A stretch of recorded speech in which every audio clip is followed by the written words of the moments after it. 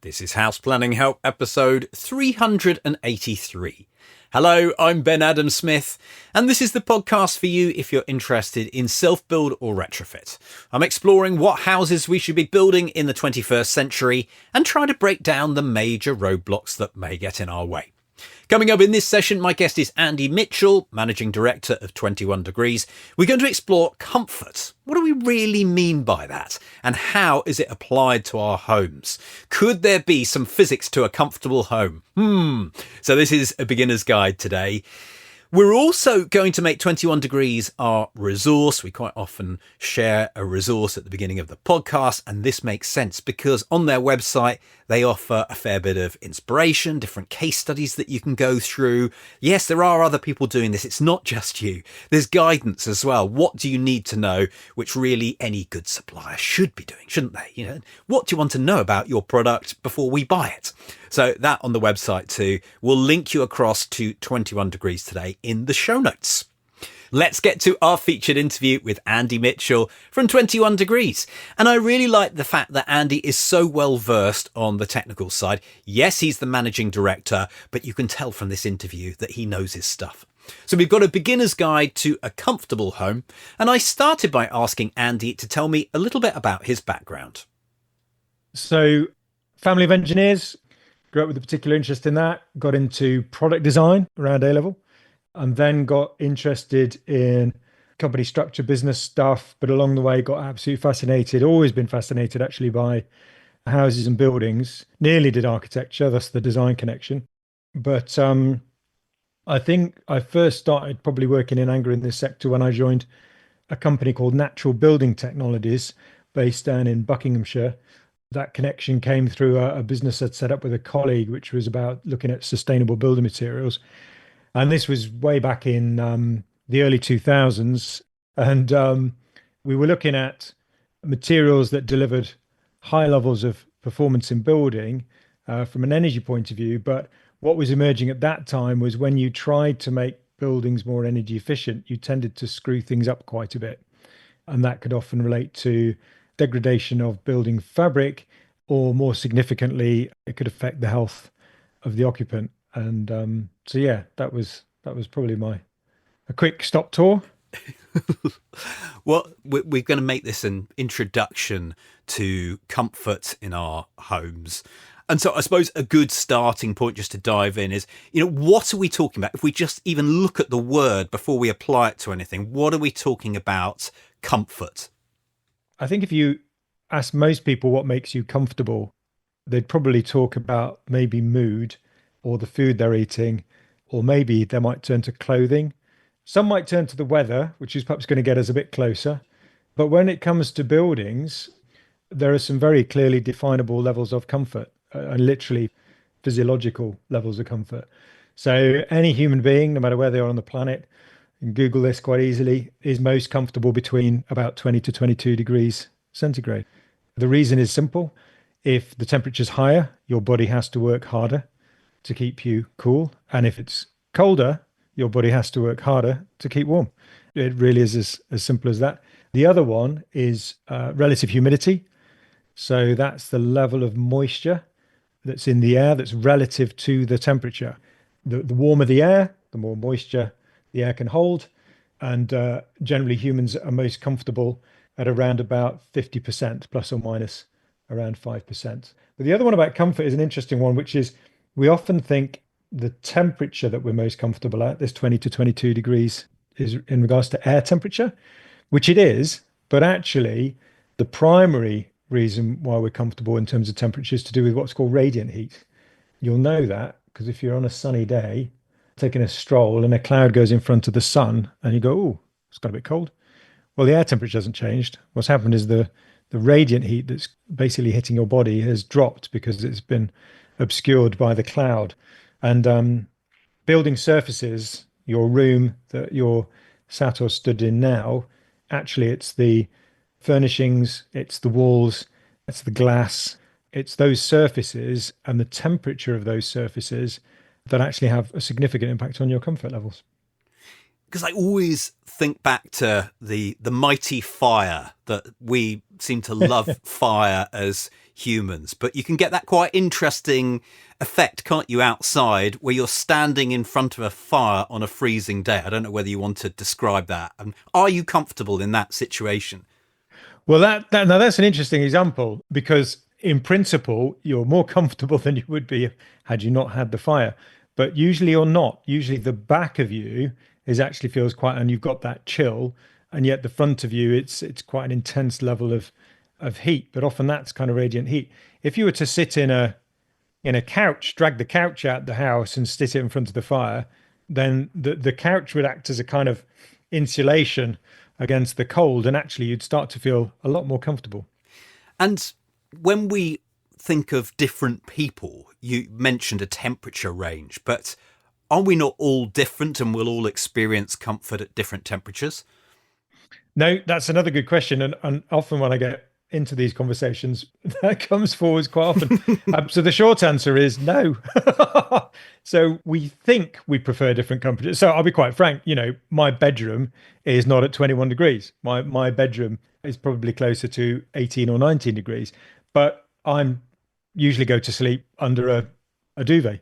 And actually with my body heat being trapped to some extent by the insulating qualities, the TOG value of my duvet, I maintain that kind of level of comfort. Ironically, if you're moving around a lot, you're doing lots of physical activity. So again, let's just keep with the home. So if you're cleaning, so if I'm doing the vacuuming or whatever, then doing that in sort of 22 degrees, I'd get pretty darn warm actually. So a cooler temperature would be good, but that's only because I'm exerting effort and energy, which in turn is actually keeping me warm as well. But in a relatively static state, so we're sat at a desk or sat down reading a book, generally it's plus or minus 2 degrees.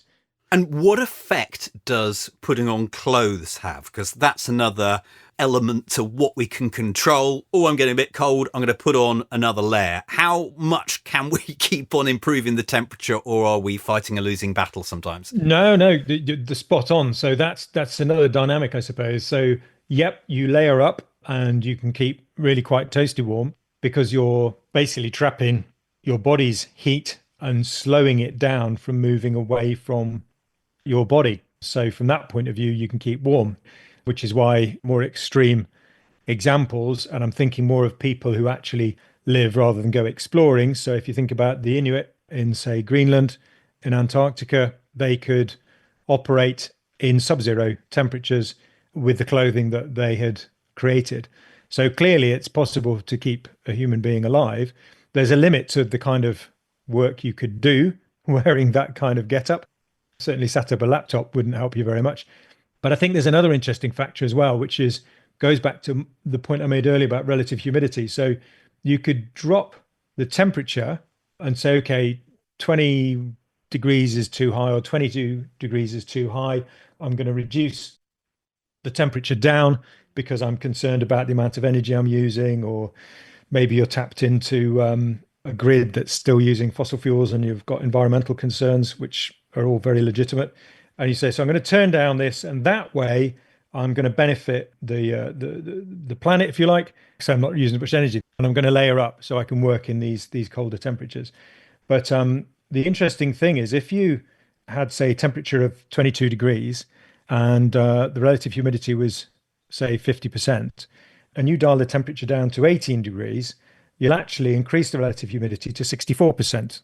So you may maintain a certain level of comfort because your sort of body heat and your clothing means you're still not your core temperature of 21. We're talking about sort of immediate air temperature and radiant heat around you, because in this case it would be your clothing. But what you've done is you've made yourself slightly more uncomfortable because you've increased the relative humidity because the air's now gone up to 64. And in reality, most people's homes, they're usually on the bit of the higher side because our ventilation isn't particularly fantastic. So what we often end up doing is maybe we're closer to 55% relative humidity, which when that happens, that really starts to get interesting because if you dial down from 22 degrees to 18, you're at 73% relative humidity. And that starts affecting your health. For example, dust mites proliferate above 70% relative humidity. Eczema and asthma are a direct consequence of allergic reactions to dust mite poop. You've got issues with mold growth. So it's a good starting point to say, no, let's dial it down to 18 or 17. But actually, it's not quite as good as we perhaps originally realized. And historically, when we've tried to address comfort, how did it develop? What was it like Victorian times, moving into the next century, and where are we at today? Way back in the day, it was basically about survival. So anything below 15 degrees centigrade, and you're really starting to work quite hard to keep warm. Anybody with a heart condition, 15 degrees C or below is not particularly good. And when you're getting down to 9, it doesn't sound that cold, but actually you're going to struggle from a survival point of view. So we learned to create shelters and the good old fire that you mentioned earlier. Back to sort of Victorian times, I mean, that was very much obviously open fires. But again, it's interesting, most of the room was heated more by the radiant heat that was being given off rather than by the hot air that generally went straight up the chimney. As we know, we can think it's probably quite an inefficient way of operating. And we've missed perhaps some of the cues that they used to use. So the big winged armchairs that we perhaps thought was to stop Grandad falling out of his chair when he fell asleep was actually to keep the radiant heat in. It wasn't to stop somebody falling out. It captured that heat that was being radiated out from the fireplace in the room. Victorians were very good at ventilating their buildings, actually. So the amount of air changes that happened was significant, which therefore meant you were getting the cool, fresh air coming in and then heated up by the fire. But there were many more cases of pneumonia and cold related illnesses. So they clearly didn't get it spot on, especially, I guess, for the poorer classes. And then come the advent of cheap energy, particularly in the West, with the UK getting access to North Sea gas, that we could just pipe the stuff straight to our houses, heat the boiler, and chuck it around some radiators. And I think what we forget is actually fossil fuels are remarkably cheap energy sources because they're very energy dense. The amount of energy in a single barrel of oil is the equivalent of 5 years hard labor. If you were to pay somebody for those 5 years of hard labor, you'd be exceeding £200,000, even if you're paying the minimum wage. But you could buy a barrel of oil off the market today for about 90 quid. So you can see just how cheap energy really is, as in fossil fuel energy, because of its energy density. And while it's still remarkably cheap, even though we don't think so because of our various bills and what we're historically used to, the truth is it's still very cheap, but it's going to continue to climb in price. And what temperature do you think we are leveling out at now? Has there been any research that's been carried out? So back in the 70s in the UK, I think the other thing is we've had gas came in the 70s, didn't it? And, there's only a couple of generations that have really had this, and we managed to use the whole lot up, in a ridiculously short time. But that's another debate for another day. But back in the 70s, the average temperature in a typical house in the UK in the winter, believe it or not, was between 12 and 13 degrees C. So flipping cold. But these days, I think it varies. Probably as a mean, it's closer to 18 or 19, but I think that's probably impacted by a number of people who are in genuine fuel poverty. That is, they find it unaffordable to heat their homes. That's often principally because they are living in old building stock. Sadly, the UK has pretty much the most inefficient building stock in Europe. I think we often forget why. Our winters are actually very mild. They're more akin to an Italian winter, which is a Mediterranean country, than they are to, say, Germany, which would be typically sort of minus 10 or more, which is obviously on a latitude further south than we are. But we do have a very, very mild climate. And therefore, we kind of got away with our single glazing, a token double glazing, and not really worrying quite so much about the building fabric and everything, particularly when we'd had this access to loads of cheap energy. I think we often give ourselves a hard time because we say, oh, building stock's so inefficient, which it is. But I think the only reason why a lot of other countries are not so is because it's a needs must basis. In Canada, they have triple glazing as standard because it's minus 30 outside or minus 40 outside. These are the reasons why a lot of buildings, I think, are built the way they are. And I think actually, coming back right back to your beginning of comfort, sadly, I think we generally focus more on basic survival and then toleration rather than actually what really does make a great home, what really does give us that extra level above survival so that we can actually thrive, which again to me is very much what comfort brings. You're not impacted by degradation in health for sure, but even in comfort, it means actually you can be more productive in terms of your work. You've got higher levels of energy because you're not using it to keep yourself warm or cooler, etc., etc. Well, anyone that's got this opportunity to build a new house, they might be almost coming at it from a different perspective of sources of discomfort. Often, when you've lived in a few homes, you know the bits you don't want in your new home. So, is it worth just pointing out what would we know from living in all sorts of different houses as the sources of discomfort? Well, it's interesting. I think some people might not be aware of some of the stuff. So, for example, going back to our relative humidity subject, people are kind of aware of it because they go, "Oh, it's a bit muggy in here today." And then they go, "Let's open a window. We need some fresh air," which is fascinating because actually what they're doing, they don't might not realize it, but actually that really is solving the problem because various pollutants, including CO2 and maybe some VOCs, and certainly levels of relative humidity have built up because people occupy it and that's what they're sort of giving off, never mind anything else around them that's doing that. And by opening the window, what happens is you purge the air to the outside because generally warm air will move to the outside, particularly if there's a bit of cross ventilation. And as a result, arguably the temperature will be dropping a bit. But if you don't leave that window open for too long, actually what you will have done is you'll have a complete air change. The air that's come into that room, because the walls and the fabric are warm to some extent, that air will warm up, and the what was outside air, which was probably around about 70% relative humidity, would have dropped down to probably around about 50% relative humidity, and suddenly you'd feel so much better again. So I think there are bits that we're unaware of, but things that would give people discomfort, whether they were aware of it or not. If you stand near windows that are single and double glazed, they are colder than the air temperature. We're assuming, of course, it's winter time, and you will feel the heat moving from your body. This is why you feel that level of coolth, if you like, of discomfort. Drafts and changes in temperature. So when you've got air moving in and out of a building through maybe badly sealed window frames in the building fabric, or perhaps air coming up from a cellar. That's why we get that dirty mark along the edge of the carpet next to the skirting board. That's just air movement around the edge. And you get stratification of the air in layers in a room when you get a level of draft air movement that's not severe, but is still there. And that can make you feel uncomfortable. So your feet can feel colder than maybe your torso, and that makes you feel uncomfortable, but you're perhaps unaware of it. A cold draft is an obvious one that I think most people, that drafty window or the drafty door, and then you move away from it. So that's probably one that we're a bit more conscious of. And then I talked about the windows and the glazing, but also the walls. If you've got a solid brick wall, or actually if you've got a cavity wall without insulation in it, those are even colder than a often even colder, I should say, than a solid Victorian wall, because you've got air moving in the cavity.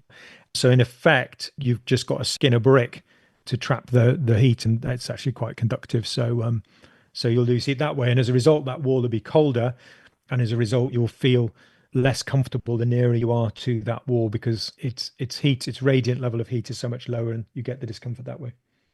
So you've mentioned those points of discomfort. What would it look like if we'd solved the problem? What would the room be behaving like? Well, standards that some people listening to this may have heard of it is something called Passive House Standard. It's a standard. It's not the standard. I think it's worth throwing in there. But the reason I raise it is more just to demonstrate. So I've invited people to come to passive houses before, and a not unusual reaction as they walk through the door is to kind of go, "Wow," and they're sort of looking around. So, or at least they look as though they're looking around, and they go, "This is amazing," but they're not actually looking at anything. Actually, what it is they're just trying to get their heads around the fact that they actually feel much more comfortable.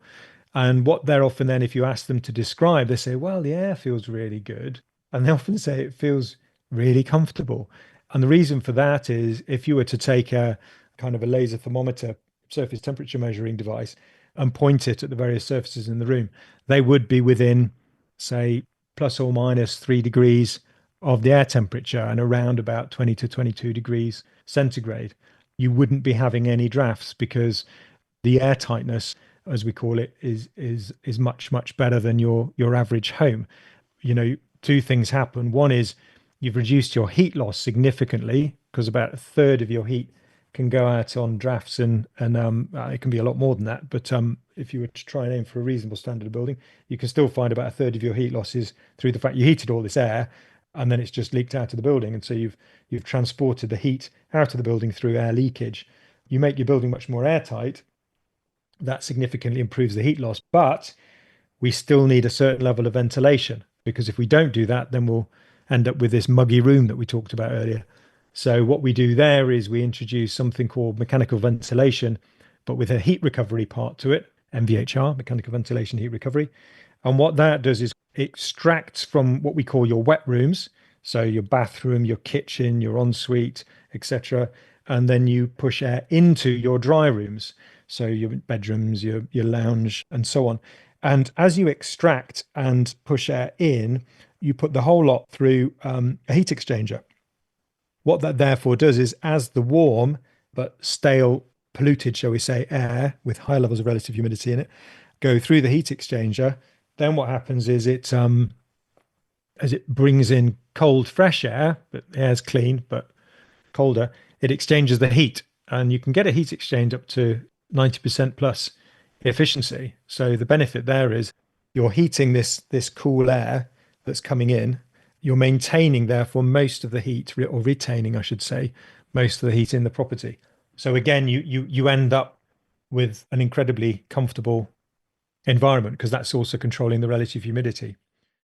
So we can obviously do this. Does that mean that we can go and buy a new home and then everything's sorted? If only, Ben. Sadly not. If you want a scary stat, all new builds, and this is a conservative estimate with a report out from actually the Passive House Trust, they reckon that all new builds require 60%, that's 60% more energy to actually heat the home to the energy requirements that they were originally designed for. And there's a catalogue of reasons why this is. We can't start pointing fingers at one group of people. There's a lot, and probably including ourselves, because we just don't demand higher standards. We just kind of tolerate this. But architects, there's some very good architects out there, but it's quite challenging for them to adopt new strategies. So sometimes the drawings fail to give enough detail, particularly around things like airtightness or something called thermal bridging, which is just where you've got surfaces or materials joining together, and you can get additional heat loss that you wouldn't do through the principal wall or roof or floor areas.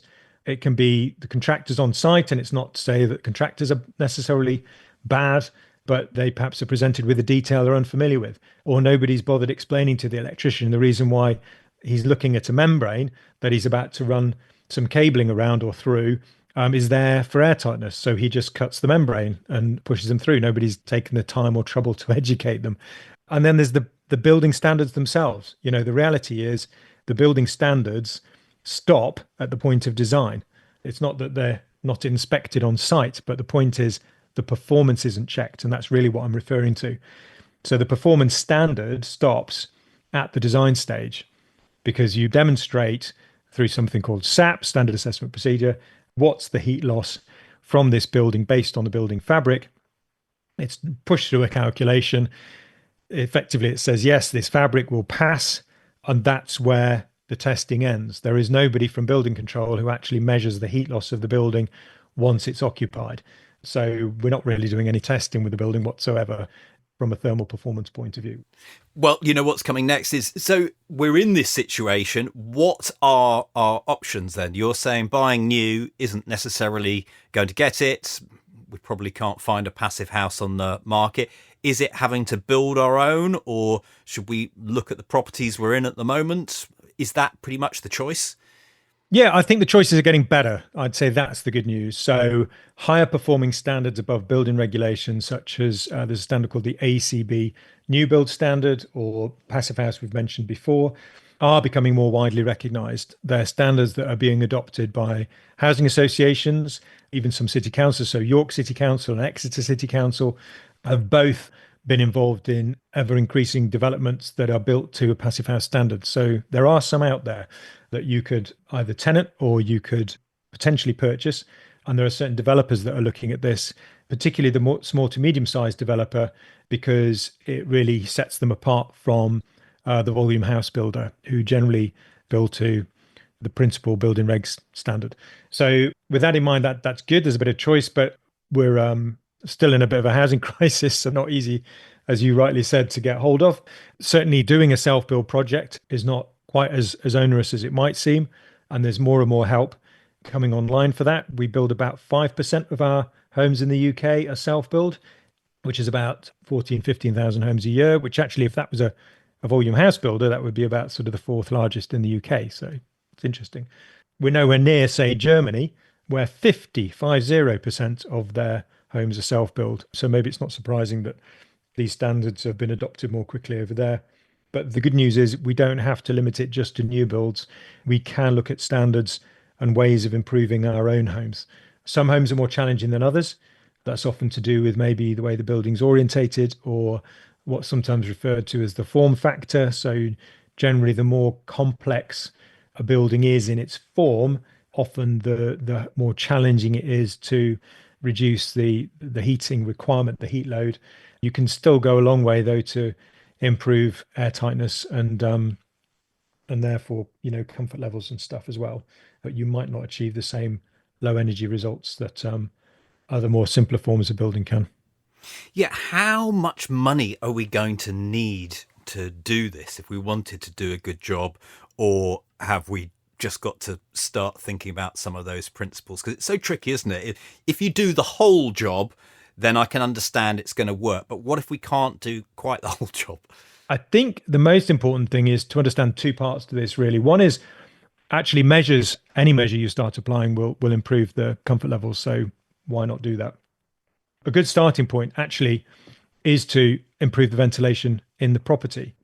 Some might say your starting point would be to try and make it more airtight, but then the risk is if you haven't improved your ventilation, you'll start to end up, unless you're doing both at the same time, then you'll be okay. But if you're going to do a single measure initially, I would just improve the ventilation, because that will just give you cleaner, fresher, more controlled levels of relative humidity. The reality is, though, that will actually cost you a bit more in heating initially, because you won't have reduced your heat loss as such, but you will be controlling the environment you're in so much more effectively. And then you can look at air tightness, which you could then do in a phased approach, so you don't have to do the whole house in one hit. You could also look to replacing the windows, and then when you replace those windows, you could go for a much higher performance window and door, and you wouldn't need to be putting in trickle vents anymore, because you've solved the ventilation problem another way. And trickle vents are not a bad-ish way. They're a bit clumsy way of venting buildings. Most people shut them, and then that's why it doesn't work, because they often don't realize why they're there. But they are letting uncontrolled cold air in. And when you're putting a high performance window in, to knock a hole in it for a trickle vent just seem a bit kind of the wrong way around. But it isn't cheap, for sure. So you can spend thousands of pounds on improving your building fabric. But I think often it's really unhelpful that we measure our health and our comfort, because this is what we're actually doing. We're measuring our health and comfort in monetary value, which is a bit strange, because we don't, when people go on holiday, look for the payback on their holiday. And they're often quite happy to spend quite a lot of money on a kitchen or a bathroom, which generally doesn't improve your health or comfort. It might have a certain feel-good factor, but actually, if you started improving the fabric, you end up more healthy and you end up more comfortable. Yeah, it's a shame, though, that people don't recognise that financially when they're valuing properties, because you could build extra space and that would get recognised. So it's this very frustrating thing. But I think one good tip I've heard in the past is that if you can see yourself in that place, at least for a few years, then having that health for those years has got to be good. Now, I'm just going to rewind a bit to something you said that I really liked, the idea of the ventilation first. I thought that was really good. Obviously, so long as when you do things, you don't get dust into the system, but it brings benefits. Okay, it may not work as efficiently as possible, but I wanted to share an example that I had personally seen where they were improving the property. This is someone who knows the subject quite well. They tested the house for air leakage and it was very, very leaky. But they sealed up certain areas and, made good around the windows. And they ended up getting black mold in this particular room because it was a kitchen. And I think they were just caught off guard, really. They were going to bring in ventilation, but just left it too late. And this room obviously had a lot of moisture in anyway. So there's definitely a lesson there that the ventilation, it's so important, isn't it? Yes, absolutely. And black mold only grows in pure clean water. So you know that if you're looking at black mold, you're looking at some form of condensation or that water has stayed around for way too long. That's why you often get black mold at the corner of the bath or the junction of the grout between the kitchen sink and your tile because it just stays too wet for too long. But also you get it in other areas simply because moisture from the air is condensed onto that surface and it stayed there for too long. And as a result, black mold has been established. So, actually, by improving the ventilation, you're going to get rid of the excess levels of moisture. You know, the kind of average family home produces up to as much as 15 liters of moisture a day that goes into the air. That's not down the drain, that's literally moisture that evaporates from our bodies when we're sleeping or walking around the house, when we're cooking, when we're taking a shower, when we're doing the washing. That throws moisture into the air up to about 15 liters, and that's got to go somewhere. It's got to go somewhere. And particularly when you get into sort of various ducted ventilation systems, assuming that they are designed right, and I cannot stress that one enough, then you really control your internal climate so much more effectively. Arguably, probably the single most impactful thing you could do from a comfort point of view is put in effective ventilation into your home. But I would stress that won't be the same for every home, and it has to be an effective ventilation system. So the ducting design, for example, in something like MVHR is actually far more important than the actual unit that you plug into the end of it. A decent fan and heat exchanger is important, but you can have the best MVHR unit on the market and you plug it into poor ducting design and you'll just have a poor system. You could have an average MVHR unit and plug it into some effectively designed ducting and you'd have actually a very good system. So yeah, I can't stress how important I think ventilation is. Now, this is obviously something that you do at 21 degrees. So is it quite unusual for someone to just come and ask about the ventilation, or would you see behind that that they've got a plan for the whole house? They know where they're going? It's surprising, actually. I would say full spectrum. We definitely have people come to us who are just interested in improving the ventilation, and that's often because of health concerns. But it's not usually just limited to internal air quality, it's also external air quality. So if they live near high levels of volume traffic, or they are particularly vulnerable for, say, hay fever, then a fully vented ducted system is very helpful for those kind of scenarios because as you pull in the air from outside, if you suffer from hay fever, you're obviously going to be pulling in the pollen. Well, an MVHR unit, the effective ones, this is where the units do tend to come a bit more into their own, have filters in them. So you're filtering out particulates from outside, such as traffic pollution, and you can also filter out particulates such as pollen and so on. Just thinking about the buildings themselves, one aspect of comfort we haven't really talked about, and it may be irrelevant, but the materials that we've got that form our walls and so forth, when we've got good ventilation, that's going to help anyway in diluting the air. But do they contribute at all, what your walls are built from? Our internal surfaces are often used with gypsum these days because it's very cheap in the UK, very accessible. Our mainland continent tends to use lime more because they don't have quite the same access. It's a mainstream material. There are very large companies with £1 billion turnover or €1 billion turnovers, I should say, which just sell lime products. Whereas in the UK, we tend to think of it as a bit more specialist material. But certainly things like lime do buffer moisture a little bit better. One that's remarkable is clay. So a cob house, so basically a house that's made predominantly out of solid clay walls, they are able to wick a significant amount of moisture out of the air. So if you're doing some cooking in the kitchen, they kind of often wick the moisture out of the air, and then at a later point, the moisture will come back into the room, but it'll all be done at a sort of much more equilibrium level. I mean, again, you could have a very small kitchen and produce huge amounts of moisture, and that wouldn't go quite well. But I've heard it anecdotally said a cob house never has condensation on its windows, and that's principally the reason why. So definitely building materials can affect even moisture level. But I think the main reason why you'd focus on building materials is the radiant heat that I was talking about earlier. So if you've got a well insulated wall, and there's numerous ways of doing that, whether it's new build or retrofit, that insulated wall will basically just slows down the amount of heat loss, so at a very principle level, energy is a bit like water. It just tries to find a level, its own level, an equilibrium. So where you've got a building which by volume is tiny compared to the outside volume of air, then the heat inside that building is basically trying to get level with the energy that's outside that building. Bit like if you open the fridge door, just the opposite way around because the fridge is cold. If you open the door of a fridge in the kitchen, the fridge would warm up, but the room would actually cool down ever so slightly, and you would just end up with the same temperature, the same energy level throughout the fridge and the rest of the kitchen. It's very similar thing that's going on with houses. It's just the reverse. It's heat that you want to trap inside, not cold. And insulation doesn't stop the heat escaping. It just slows the process down. It just slows the heat loss down.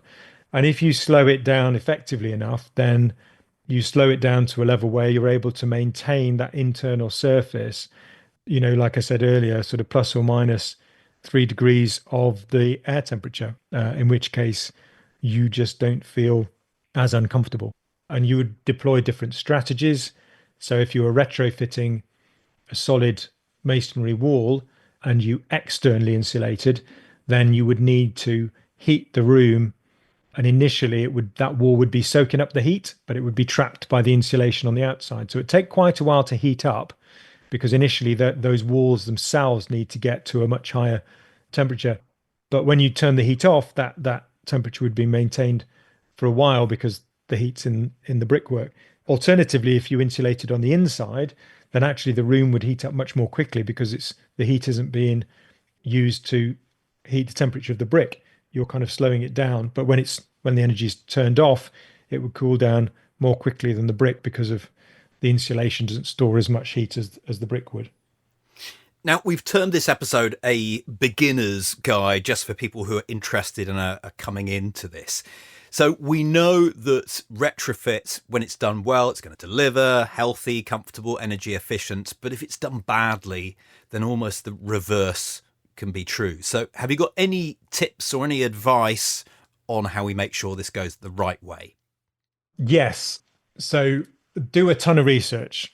Don't be shy because sadly we're still, I would argue, more at the kind of early adopter end of the scale of this rather than the mainstream, sort of early mainstream end of the scale on this. But it is getting easier to access this kind of information and this kind of expertise.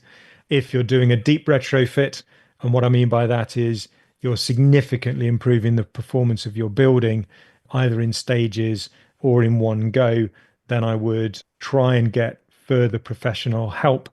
A well-educated architect can be helpful. Talk to your building professionals, check who's supplying the products and the materials to see if they've got, you can normally tell if they know what they're talking about, although sadly there's a bit of misinformation out there. I think in order, as before, I would certainly improve the ventilation first. I would then follow that by air tightness, and I'd then follow it by insulation. The things to watch, though, are that sequence of event won't always be the most helpful from a practical point of view. So you might actually want to do certain levels of insulation first.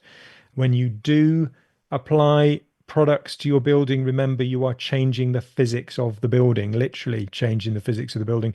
So if you apply a piece of insulation to a part of your property, you are changing what was there before, and you could end up with unintended consequences.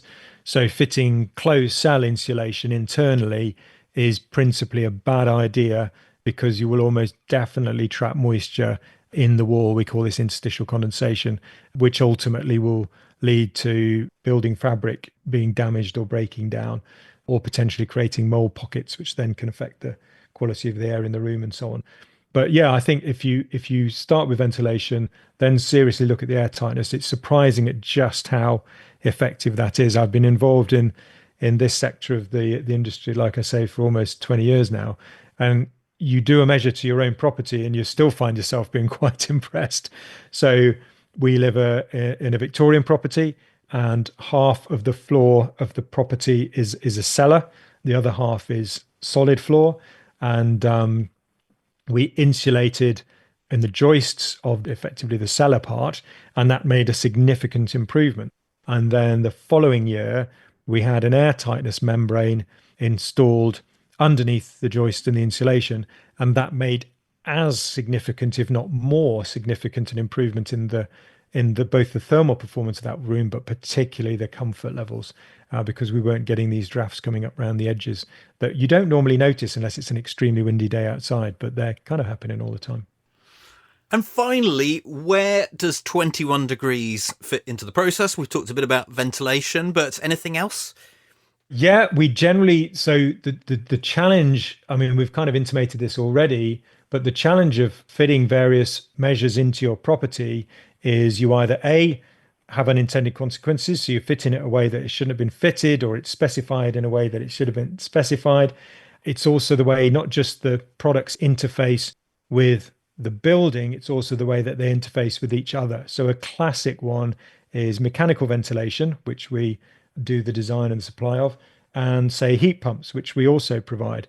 So the heat pump that you're fitting to a building wants to be working its little heart out. Okay, that's how you get a really efficient heat pump. So the way to do that is to make sure that it supplies just about the right amount of heat load to meet the building's heating load requirement. But often, a lot of standard calculations for heat pumps out there don't take account of what we call heat gain. And you get heat gains through things like people or solar gain, where the heat comes through the windows, or you get it through mechanical ventilation with heat recovery. So that's heat gain. Now, to be fair, on average standard buildings, those gains are relatively small compared to the amount of heat loss. And therefore, what you're topping it up in terms of heat load for that heat loss, it's kind of okay. But when you get into reasonable levels of performance of building that hopefully we all want to do now, you do need to take account of heat gains. Otherwise, you'll end up with an overspecified heat pump. And therefore, you're spending more capital on your heat pump. And because it won't be working its little heart out, its COP, its sort of coefficient rate of energy into energy out, is worse. And therefore, as a direct result of that, you'll be spending more money on energy creation too. So those interfaces are really important. We also supply high performance windows and doors. And again, it's about the interface between the building as well as the performance product. We supply the air tightness products that go with those windows to make sure they're sealed properly. We provide this product called compact foam, which is a load bearing insulation that takes account of those thermal bridges we talked about when you've got doors on thresholds and things like that. And we also supply the other renewables such as solar voltaics for your roof and also batteries. And while those are arguably, they won't really add any level of comfort to your property, they do act as a very useful backup. We're currently obviously in an energy transition as we try and decarbonize the grid. Hopefully we can do this successfully, but the risk of brownouts or even blackouts, and is it's a reasonable possibility.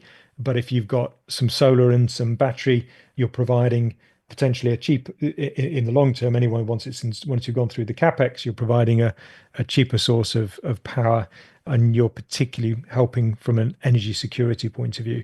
Should the grid not quite stand up? So yeah, bit of a full spectrum there. Well, fantastic. Is there a final thought you want to wrap up with today? Yeah, maybe just simply this, that I think it would just be good if we moved away from viewing houses as an asset and actually looking at them more as homes, because that's really what they are. They're actually a vehicle, if you like, for us to live effectively. And if we really improved our homes, we would live far more effectively. I sometimes wonder whether we go on holiday as an escape. And perhaps if our homes were more healthy and more comfortable to live in, we might not have the need to escape quite as much. As human beings, we have this incredible gift of adaptation. The problem is it's also a curse, and we just tolerate an awful lot of rubbish. And I think maybe if our awareness was increased and we could begin to learn what is possible, particularly in terms of the living that we can have within our built environment, I think the change for our welfare, both as individuals and society as a general, would be significantly impactful. Andy, really enjoyed that. Thank you very much. My pleasure, Ben. Thanks for your time. Head online to take a look at the show notes for this session, houseplanninghelp.com/383. There's a summary waiting so you can review those key points once again. If you've got a comment or a question, you can get interactive on social media. We'll provide links and, of course, a link to 21 Degrees. Once again, houseplanninghelp.com/383. My call to action is to check out the Hub, and this is our vault of additional resources that we've been building up over the years. It's really a continuation of everything on the podcast, similar themes, more structure, more opportunity to interact, features like Ask the Expert, so if you've got a specific question, you can get it answered. Office Hour, you can chat through with me where you're at. I'll support you in every way I can. Maybe there'll be someone in my network that I feel you should be chatting to. We've got live training sessions where we bring in guest experts to cover specific topics. So all of that, the courses, the forum, interact with other members, the in-depth video case studies, houseplanninghelp.com/join.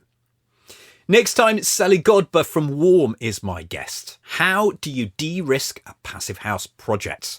That is the topic for discussion next time. Thank you so much for being there. The House Planning Help podcast is produced by Regen Media, content that matters.